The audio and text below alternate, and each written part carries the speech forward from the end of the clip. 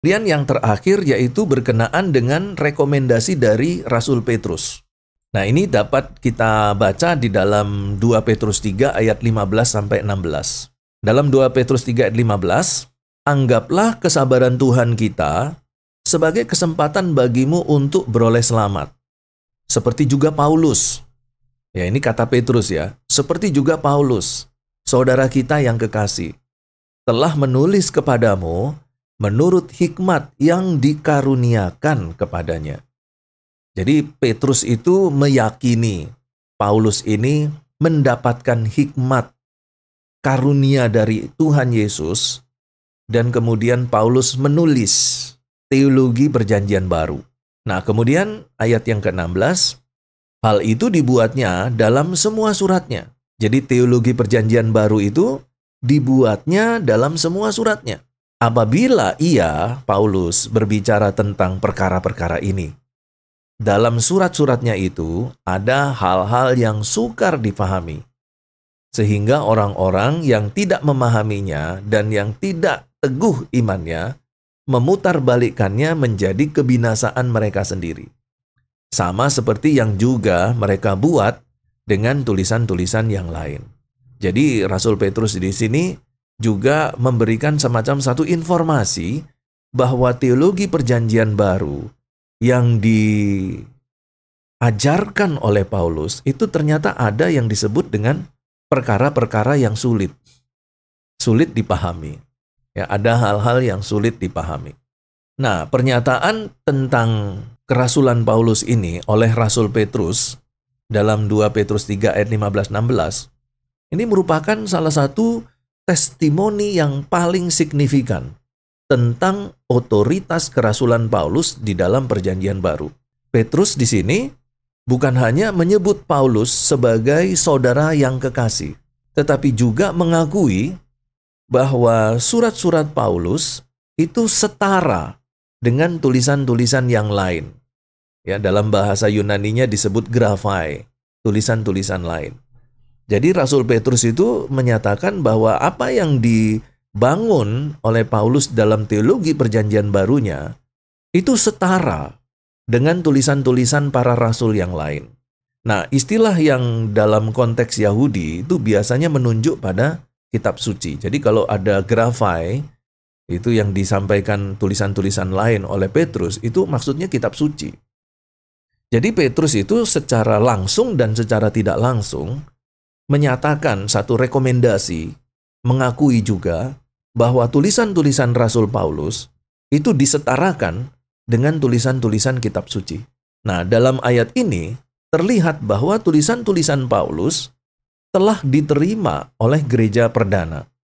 Tidak sekedar sebagai satu karya teologi yang biasa saja, tetapi sebagai bagian dari satu kanon Alkitab, kanon kitab suci yang normatif, yang otoritatif.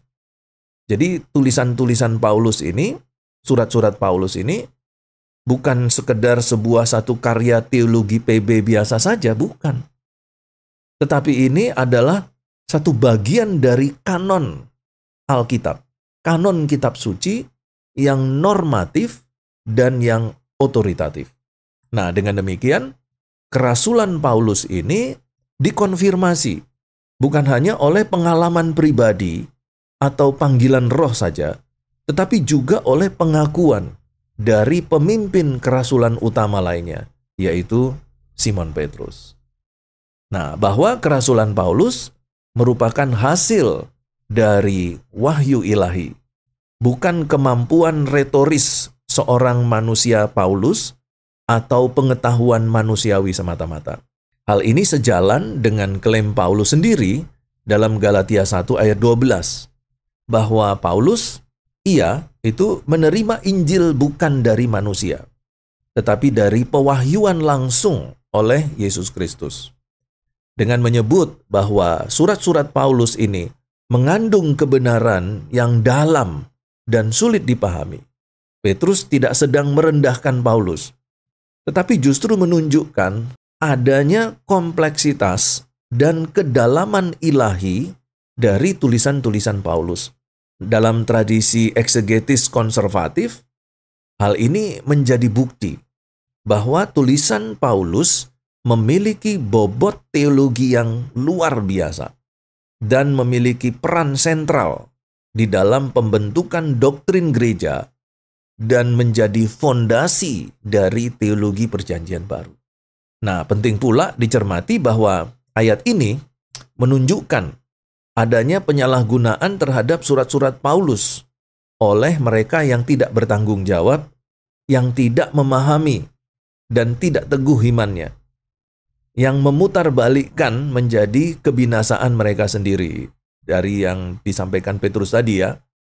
Nah, pernyataan ini bukan hanya satu pengakuan atas otoritas Paulus, tetapi juga teguran terhadap interpretasi atau penafsiran yang sembrono terhadap tulisan-tulisan Paulus.